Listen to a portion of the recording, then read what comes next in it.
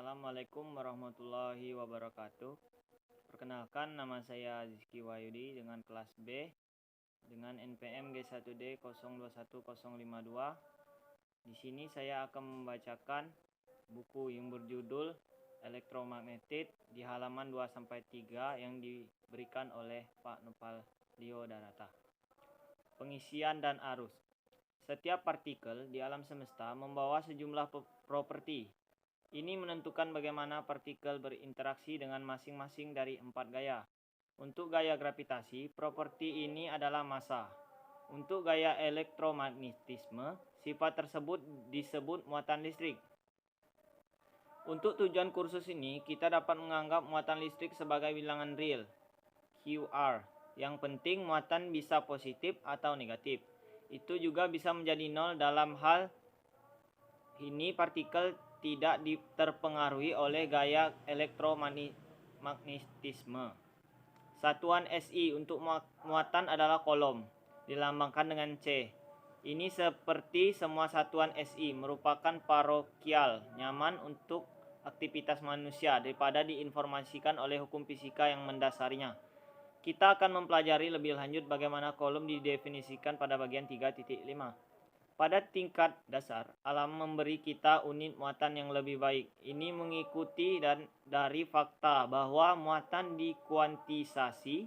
Muatan partikel apapun adalah kelipatan bilangan bulat dari muatan yang dibawa oleh elektron yang kita nyatakan sebagai E, dengan E sama dengan 1.60217657 dikali 10⁻⁹ Satuan yang jauh lebih alami adalah dengan menghitung muatan sebagai Q sama dengan NE dengan NZ. Kemudian elektron memiliki muatan 1, sedangkan proton memiliki muatan plus 1, dan neutron memiliki muatan 0. Meskipun demikian, dalam kursus ini kita akan tunduk pada konversi dan tetap dengan satuan SI. Selain muatan quark, sebenarnya adalah Q sama dengan IE/3 dan Q 2E/3. Hal ini tidak mengubah inti pembahasan di atas karena kita hanya dapat mengubah satuan dasarnya. Namun selain dalam keadaan ekstrim, quark terkurung di dalam proton dan neutron sehingga kita jarang perlu mengkhawatirkan hal ini. Salah satu tujuan utama dari kursus ini adalah bergerak dari luar dinamika partikel titik ke dinamika objek kontinu yang dikenal sebagai bidang. Untuk membantu dalam hal ini, penting untuk mempertimbangkan kerapatan muatan dengan rumus V dalam kurung X, T. Didefinisikan sebagai muatan persatuan volume.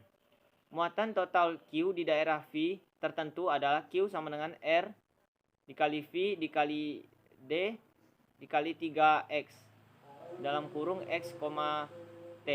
Dalam kebanyakan situasi, kita akan mempertimbangkan kerapatan muatan halus yang hanya dapat dianggap muncul dari rata-rata banyak partikel seperti titik. Tetapi kadang-kadang kita akan kembali ke gagasan tentang partikel tunggal bermuatan Q yang bergerak pada lintasan tertentu, R dalam kurung T, dengan menulis Q delta dalam kurung X dikali R dalam kurung T tutup kurung, di mana fungsi delta memastikan bahwa semua muatan duduk di satu titik. Secara lebih umum, kita perlu menggambarkan pergerakan muatan dari satu tempat ke tempat lain. Ini ditangkap oleh besaran yang dikenalkan sebagai rapat arus J dalam kurung X, T yang didefinisikan sebagai berikut. Untuk setiap permukaan S integral I sama dengan Z dikali S dikali J dikali ds. Menghitung muatan persatuan waktu yang melalui S, di sini ds adalah satuan normal terhadap S. Besaran I disebut arus. Dalam pengertian ini, rapat arus adalah arus persatuan luas. Di atas adalah definisi yang agak tidak langsung dari kur S. Densitas sewa flux saat ini, untuk mendapat gambaran yang lebih intuitif, pertimbangkan distribusi muatan kontinu di mana kecepatan volume kecil, di titik X, diberikan oleh V dalam kurung X, T. Kemudian dengan mengabaikan efek relativistik. Rapat arus adalah J sama dengan V.